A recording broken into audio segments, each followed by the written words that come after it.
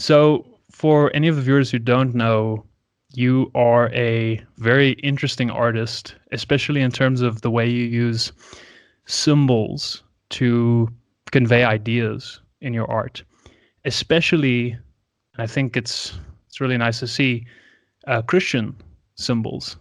Is that something that were you always using Christian symbols in your art, or is it as a result of something that happened in your personal life? Yeah, it's a good question. Well, I guess basically the widest possible view of kind of like the arc that I'm on is that I've always been an artist. I'm really like an illustrator, so I'm kind of like not doing fine art like oil painting, but I really am an illustrator. So I think that's part of like the symbolic quality of it, like conveying information and ideas through pictures is kind of what I do.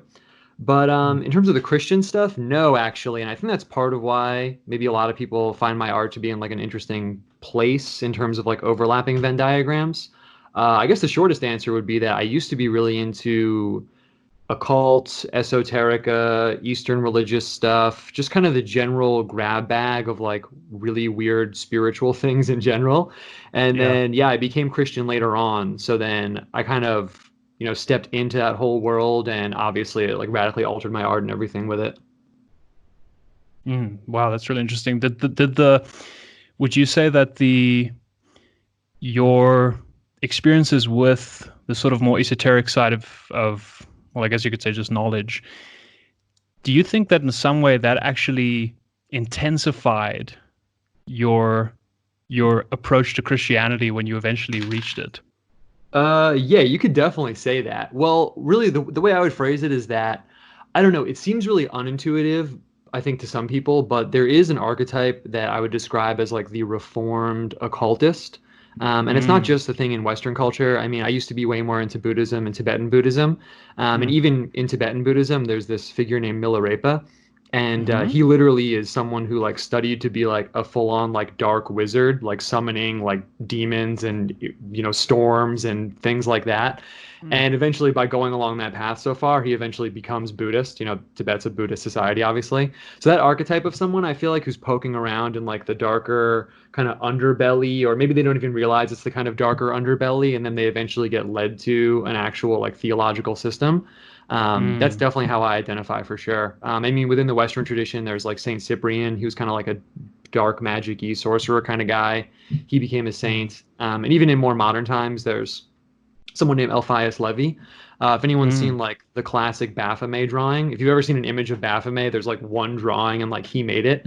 But eventually, near the end of his life, he came to the conclusion that all the like occult rituals and things that he was studying were kind of just cribbing off of the rituals and practices of the church, and he became Christian actually.